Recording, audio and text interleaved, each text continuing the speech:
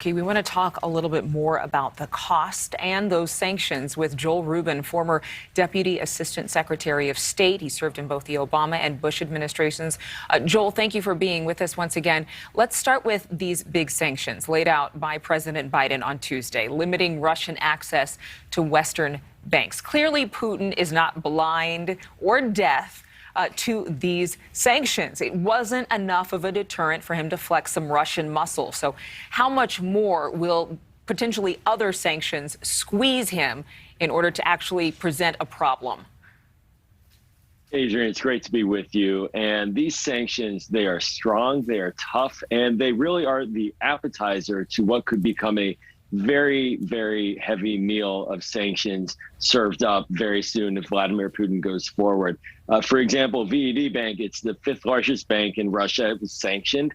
It's the largest bank to ever be sanctioned in the history of a sanctions program towards Russia. So this has to get Putin's attention.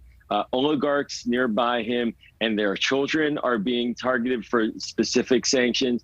The Nord Stream 2 pipeline being cut off by Germany is a significant economic tool now being wielded against Putin. So this has to get his attention. Will it change his calculus?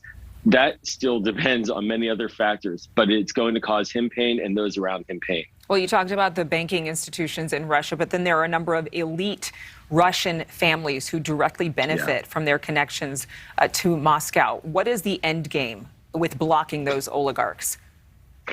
You know, those oligarchs have been stealing money from the Russian people now for several decades, and they have been feeding their families the money off the backs of Russians who are in many ways in desperate need for financial support and economic gains. So this is targeting them, and it's telling those people, the Russian people, that these oligarchs are not on your side. They are the problem.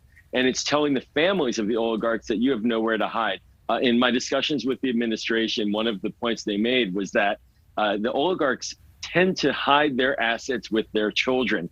Well, now these children are being targeted, as they should be for this moment, and they should be targeted in terms of preventing their being used as a front for their parents' illicit activities. So this is also sending a shot across the bow, and it's worth mentioning there are many more oligarchs on the list that the Treasury Department has at its disposal.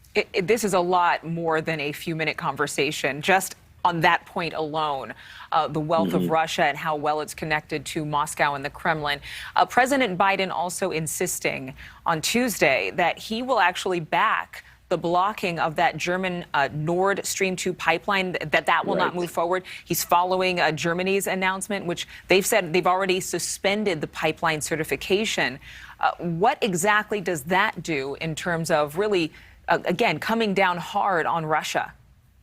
Well, this is a major diplomatic win for the United States and for the Biden team, because the Nord Stream 2 pipeline, it's been in the works for years. It's 95% complete. And Germany didn't want to do what it just did. And it did it because of diplomacy with the United States. It's a multi-billion-dollar pipeline where Russia would be sending twice as much gas into Europe as it currently does. And now that's stopped.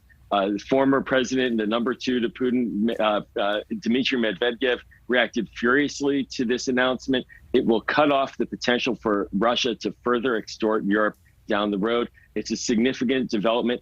And what's crucial is it's done in unison with our allies, Germany, United States, and others. So it was not divisive. It has been divisive politically, but it was not when the decision came down, and that's a major win. I know that you talked a lot about unity with the United States and its NATO allies yesterday, a very key point of this conflict and any hopes of a diplomatic resolution. Thank you so much, Joel, for being with us once again. My pleasure. Thank you so much for watching. Make sure to click on the red subscribe button below so you can get more of NewsNation's fact-driven, unbiased coverage.